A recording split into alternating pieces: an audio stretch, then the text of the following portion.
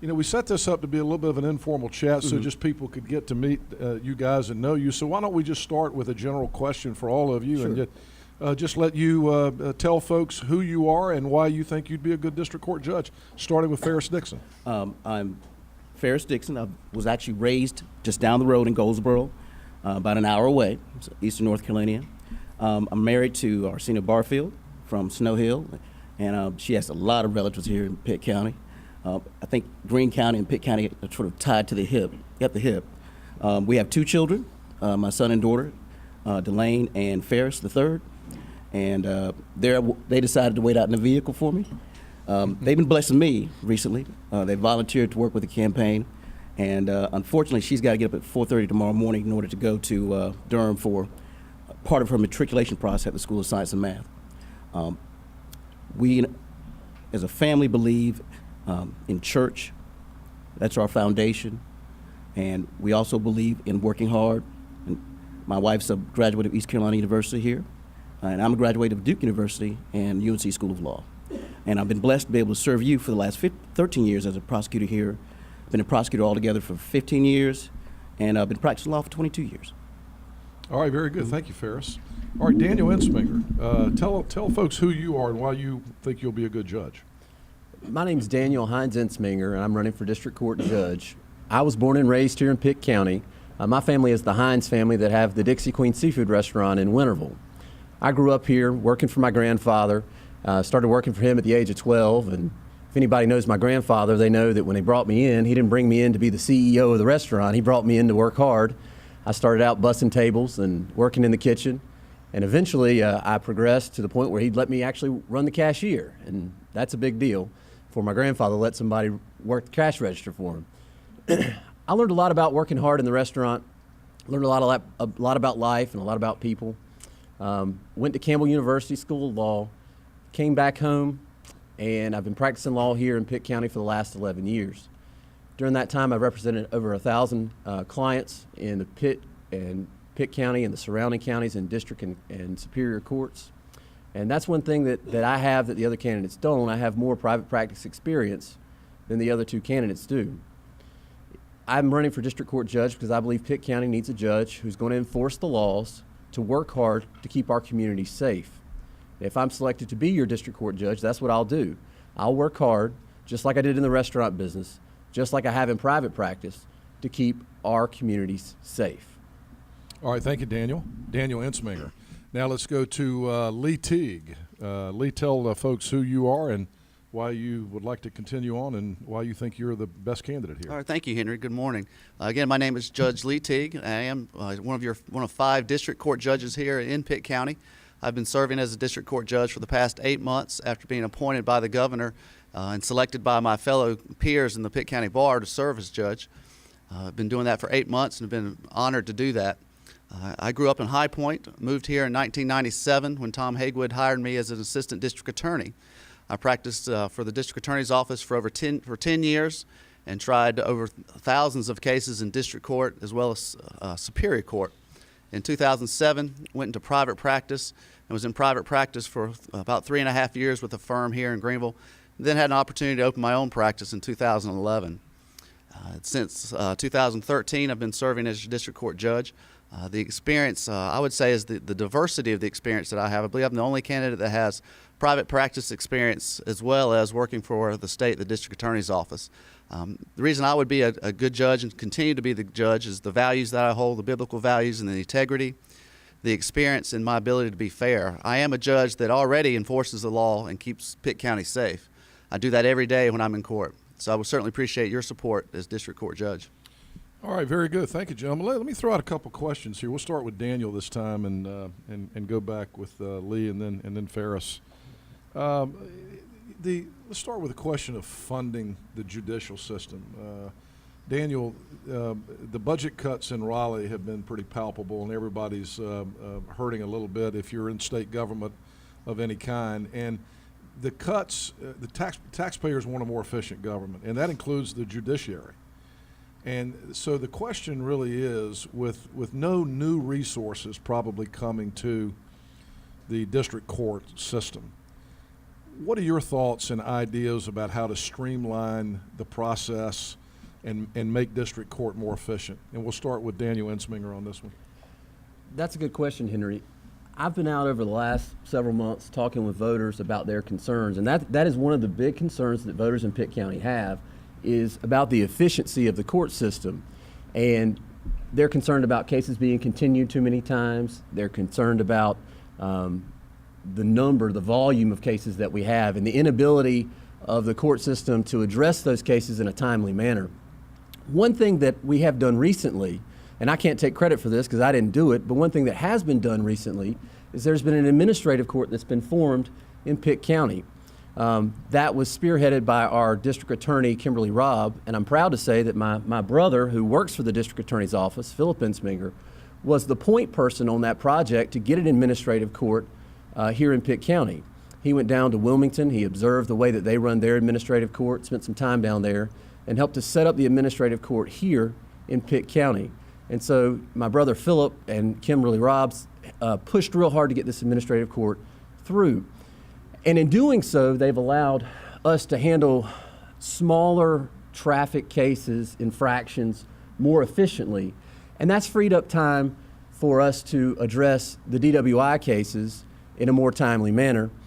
Certainly that hasn't fixed all our problems. I think one of the things that we can do here in Pitt County to make our court system more efficient has to do with technology. If you go to Wayne County or Greene County and Lenoir County, they have a system set up where they can do certain types of court appearances through closed circuit television. They have the technology set up where a judge can be in his chambers and can do first appearances or other types of hearings from his chambers without having to physically drive to the location to do the first appearance. And that saves time. And when you have a judge that can save time on smaller matters, they can focus more time on the more important matters like the DWI cases that people are so concerned about. And that would allow us to make the court system more efficient, to streamline the system, and speed things up. Okay. Lee Teague, same question. What are your thoughts about how to streamline the district court process and make things more efficient in the courthouse? There are a lot of great ideas that go around the courthouse that would work, but again, it comes to the issue you brought up is funding. Closed circuit TV would be great, but there's not there's not the equipment, there's not the funding to pay for that. Those are great things. But it seems like that each year the AOC the funding gets cut or stays the same. There are some things that I'm already doing as far as the backlog with DWIs. I mentioned before at the Greenville Forum that it's my policy that except for extreme cases, old DWI cases don't get continued. The district attorney's office the defense attorneys know that the older cases need to be brought up to my attention, and there's got to be a very compelling reason for that case to get continued. Otherwise, it's going to be resolved that day one way or the other, with a trial, a plea, or the district attorney doing something else with it. Again, technology is certainly the way to make things more efficient, in my opinion. But again, we had those ideas, but there are issues with funding, as you said.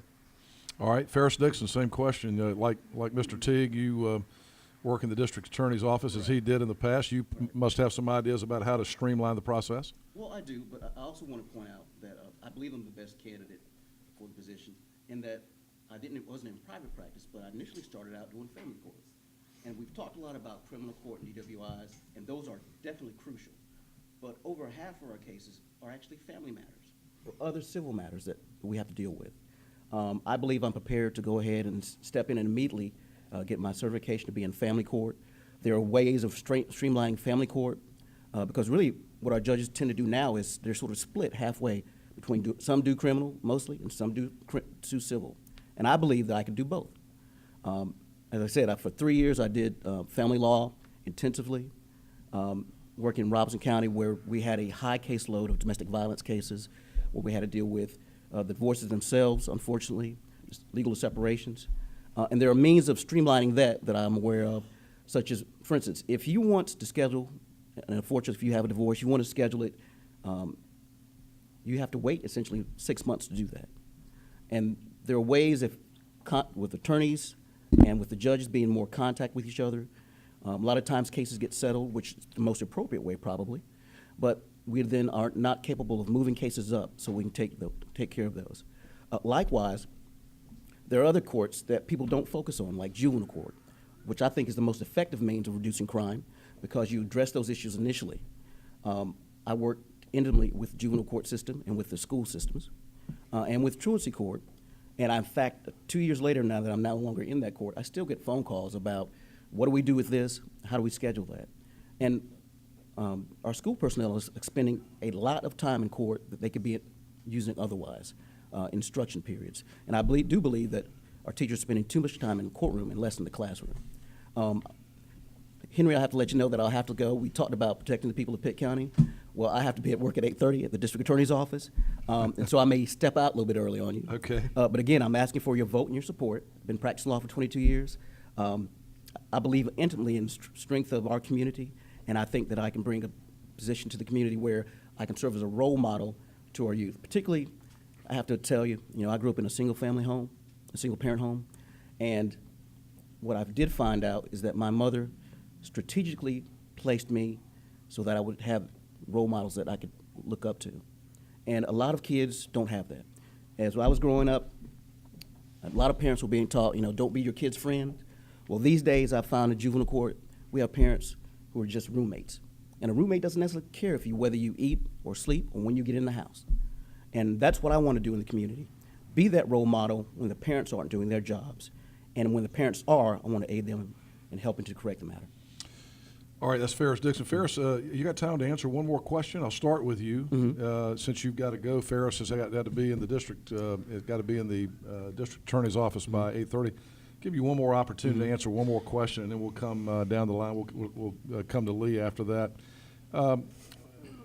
Here's a question for you. North Carolina is one of only 2 states that has not increased the age to be tried as an adult. Is it time to do that? Do you support an increase? And what effect would this have on, what kind of effect would that have in any change on the district court? I don't object to the increase. I'm not saying I support it initially because of the manner in which you do it. You cannot do the increase without appropriate funding, and we have a budget crisis presently.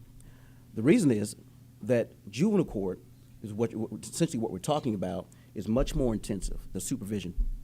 We spend a lot more money per individual. And don't increase the age without increasing the funding for it. Otherwise, you're going to end up with, we get a lot of complaints with the adult probational system. Well, it's going to get overloaded and move those kids from 16 to 18 down with the other kids. Likewise, you have to look at where are you going to house kids when they cannot go home? You don't want a 17-year-old in custody with an 11-year-old. We're going to have to build more facilities. So I do agree with it, but if we're going to do it, it needs to be a definite, dedicated plan, and we need to think out the entire process. It's just not a matter of shifting people to this other caseload and think things are going to get better. But and I'm willing to work with that, with my experience with it. At the end of this, I'm going to give these other 2 gentlemen a chance to give another 30, 45-second plea on why they're the best candidate, since you've got to run to handle some cases at the district attorney's office this morning. Why don't you do that right now? Tell the folks why you think you're the best candidate. I believe that at the point that I if I am on the bench, I would immediately be able to focus on all the cases that the community needs. I believe in being timely, particularly with the people's time, and I want to focus on that. I will be in court as much as I can. I will be available to fill other courts. Oftentimes a court will end early. I'll be, I think it's appropriate for another judge to pick up cases from that court if they can. I also believe that you should be there from 8:30 to 5 o'clock and do the job of the people. But I also want to use the position from 5 to the next morning, being out in the community and be a good role model. Believe it or not, kids actually see and look to see who are in the community. I want to be in the churches so that they see me, not just my own church, but other churches in the community, like my mother did for me. We went to a church where I didn't realize it till later, her intelligence, where we had doctors, dentists, lawyers, And over time, I came to realize that I could attain those same positions. And that's what I want to do. I want to be in different various churches so people can see me, know that I'm not some kind of aberration, and that it's attainable. All right, Ferris Dixon, everybody, thank you, Ferris. Thank you. And I'll let you go now because Appreciate I don't it. want you to get a speeding ticket on the way to work. Let me throw this out to both you and Daniel. North Carolina is one of only 2 states that has not increased the age to be tried as an adult. Do you support the increase, and how would this affect district court? What are your thoughts about that? Just leave it right there. I would be in favor of, I guess for lack of a better term, a hybrid type system. I think that for your misdemeanors and some low-level felonies, that 17 and 18s could be treated as juveniles and handled in juvenile court. But unfortunately, in Pitt County, we have a lot of 17 and 18-year-olds that are getting involved in more serious crimes. And I think at that point, those crimes should stay in adult court, if you will, because those are serious. Robberies and kidnappings and shootings, those are serious cases, and they need to be dealt with accordingly. As a judge, my job to help keep Pitt County safe, and that's sometimes in juvenile court there's not quite enough punishment that can be dealt. I think and I say as a hybrid, some of those should stay in juvenile court because sometimes kids are kids and kids make stupid choices sometimes. And I don't think necessarily need to be saddled with a felony for the rest of their lives. But there are some choices that are calculated and are not just juvenile acts. But it would increase the amount of time in juvenile court. But we're there, and that's what we're called to do, and that's what we do as judges. We're there, so we handle them all, however many there are. We'll do it. So. All right, let's give that same question to Daniel Ensminger. Daniel, the state of North Carolina, only one of 2 states that have not increased the age to be tried as an adult. Do you think the North Carolina should increase the age, and what effect would the change have on district court? Henry, that's a good question. It's hard to say because I think, like Mr. Teague said, you have very serious offenses, and those serious offenses need to be treated differently than your non-serious, non-violent offenses. If someone goes and commits a serious offense, they should be tried as an adult. And we have a system in place now where juveniles may be tried as adults depending on the circumstances. Even if you're 13, 14, 15 years old, if the offense warrants it, you can still be indicted and taken up to Superior Court and tried as an adult. And so I think the system that we have now works. However, I would not be opposed to a system that would review 17 and 18-year-olds that are charged with less serious offenses. Okay, very good. And we'll come back to you for this one, Daniel. Here's another question for you. This is an interesting one. There's an article in Time magazine this week promoting repealing the national minimum drinking age law. Do you support this or not? And how would this affect available resources in district court? Well, it's an interesting question, Henry, and I'm not a consumer of alcohol. I've never consumed alcohol in my entire life for personal reasons, but there are a lot of people that do, and I think having a minimum drinking age is probably a good thing because for the same reasons we were talking about with the juvenile cases. You've got 17, 18-year-olds who don't think well, don't make good decisions. Their brains haven't fully developed into adults, and so they have a difficult time making good decisions. It certainly would lessen the caseload that we have in district court because there's a lot of ECU students and other folks who get charged with underage drinking. And so I guess from a budgetary standpoint, it would probably lessen the amount of cases that we have. However, I think you would see crimes in other areas rise. You probably have more DWI charges from people drinking irresponsibly. And so I would be opposed to doing away with the minimum drinking age.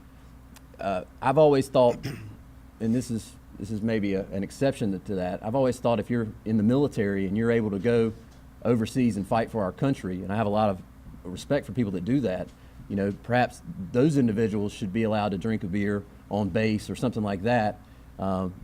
You know, because it doesn't really seem fair that I'm 19 or 20 years old. I can go and give my life for my country, but I'm not allowed to consume alcohol. But that would be one exception that I would possibly consider. Other than that, I think the minimum drinking age needs to stay where it is. All right, Lee Teague, do away with the national minimum drinking age. An article in Time magazine is actually promoting repealing the national drinking age. How would this affect available resources in district court, and do you agree with that or not? I don't think you should do away with a minimum drinking age, but you know, as I recall growing up, it got changed from 18 to 21, and I believe it was tied to highway funds from the federal government. You know, I don't necessarily believe the state should be required to do things just for the sake of getting money from the federal government. The state should be able to do what they want to do, regardless of what the federal government may mandate them to do, just to receive funds. But you know, and I agree with Daniel. You know, if you're going to Afghanistan and dying for our country, you know, and you're able to vote, but you can't drink your beer, that doesn't really make sense. But you know, with youngsters, they don't always make right choices. As I see every day in court, they don't make the right choices and make poor choices. So I, you know, whether it's 18 or 19 or 20 or 21, I would not be in favor of just getting rid of it altogether. But changing it somewhat, I wouldn't necessarily have a problem with. And you know, if it does lower, it would reduce cases in district court. All right, here's another question. We'll start with Lee this time. And by the way, I think we got our technical problems fixed, so we can stop passing the phone back and forth like it's 1965.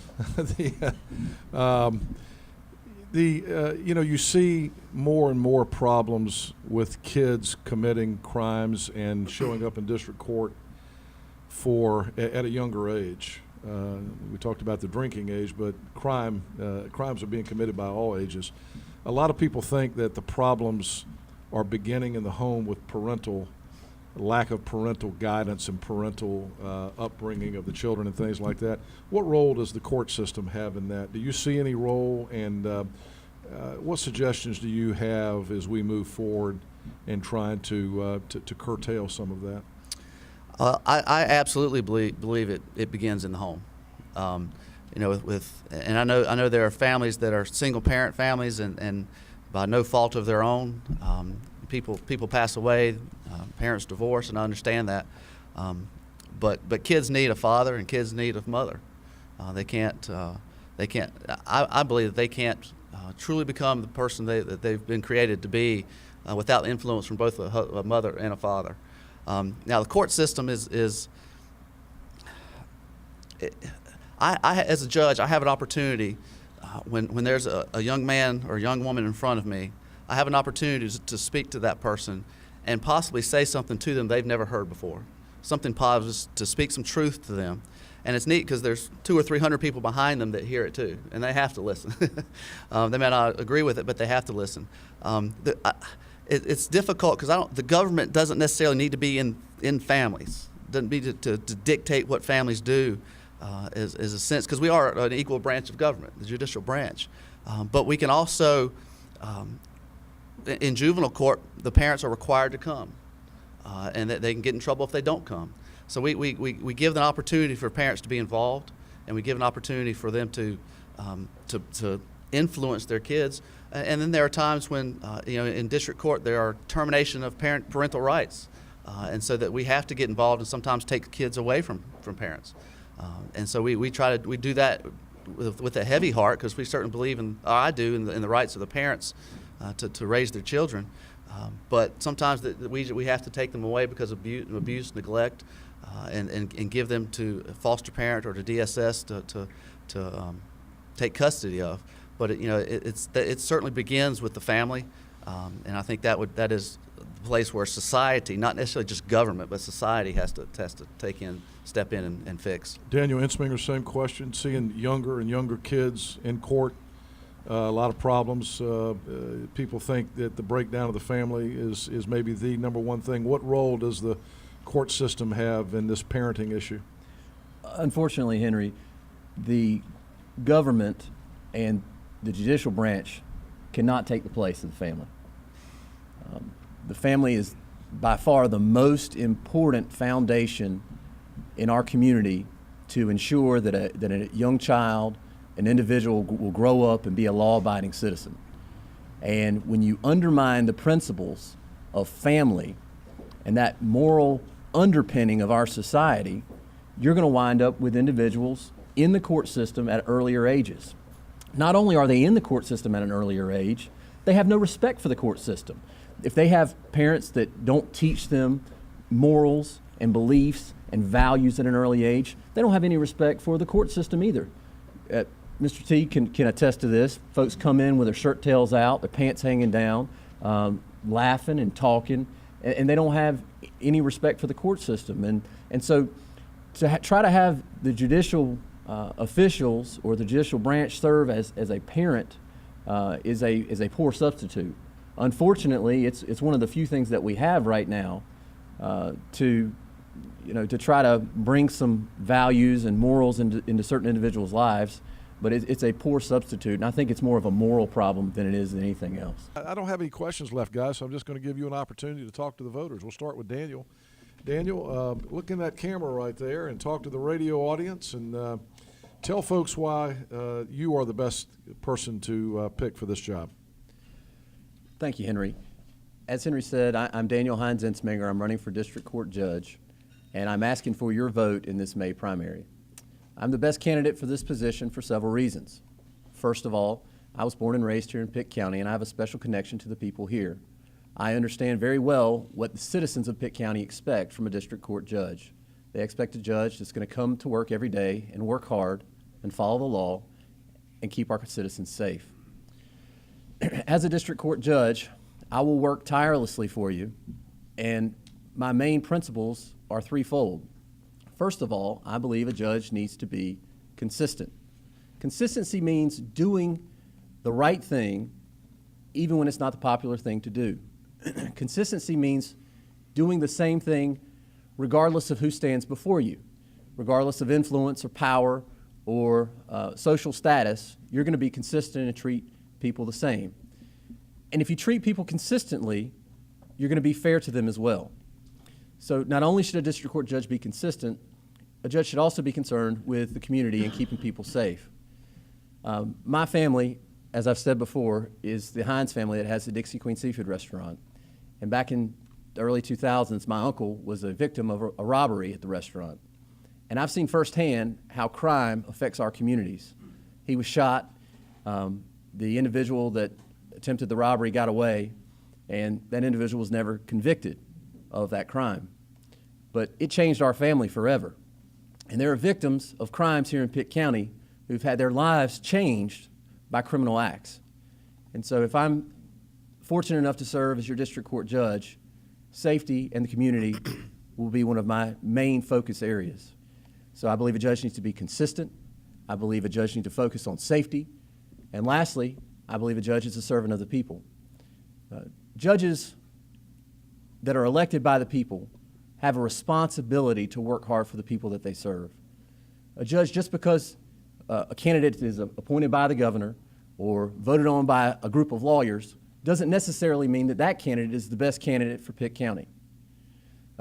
Lawyers will vote for a judge for different reasons than the citizens will vote for a judge. And while Mr. Teague is proud of the fact that he was picked by the governor and picked by lawyers, I would be proud of the fact that I was picked by the people of Pitt County. And so throughout this primary season, I'm asking for your vote. I'm asking for your support. Vote Daniel Hines Ensminger for District Court Judge. Okay, thank you, Daniel. And now Judge Lee Teague. Judge, look at the camera there and tell folks in Pitt County why you were the best candidate for this. Thank you, Henry. I certainly appreciate you having us here to be able to talk to the people of Pitt County, and thanks to Rep Express and Brian and Rochelle as well for a great breakfast. I'm the best candidate because at this time I am your district court judge. I'm the only one of the three people you saw or heard sitting here that have ever been a judge. I've been trained by the state. I've been on the bench, and the ideas that you've heard from me and from my two opponents are things I'm already doing. There's no reason to for me to stop doing them and start over again with a new person. I'm doing that. I'm protecting the people of Pitt County. I'm following the laws. I'm upholding the Constitution. I do it every day. People come before me every single day, and I have the opportunity to hear their cases, to treat them fairly and treat them with respect. The values that I hold dear, the biblical values that I hold, the family values, and the integrity. Every day I try to do what's exactly right. And I know I make mistakes. We all do. But I do what's right, even when nobody's looking. That's what integrity is. I'm the best candidate for judge because of my experience. Over 16 years as an attorney and a judge practicing here in Pitt County. Now, I didn't grow up in Pitt County, but I chose to move here. This is where I started my career, and I have 2 young boys and a lovely wife, and this is where we raise our family. We love Pitt County, and we're going to be here. This is where we live, and we love the people of Pitt County. The experience at the district attorney's office for 10 years, the experience being in private practice, the only one that has that diversity of experience, that well-rounded experience, as well as being a district court judge as well. And fairness, I treat people with respect. People may not like the outcome of their case. They may end up going to prison, but I treat them with respect, and every single person that comes before me gets to have their day in court. They get to say what they'd like to say, and then I rule according to the law and according to the Constitution. I'm proud of the fact that I was selected by my peers. That means something. Now, it was defense attorneys that voted. It was civil court or civil attorneys that voted, people who did wills, people who never came to court. But those attorneys knew me and respected me enough and thought that I was the most qualified out of those that were running. And that was important. And that means a lot when you're supported by your peers like that. So I certainly believe that I'm the best candidate. I am your district court judge, and I love serving the people of Pitt County, and I certainly appreciate your support in this primary. Thank you very much. Gentlemen, thank you very much, and thanks to Ferris Dixon, who had to leave earlier.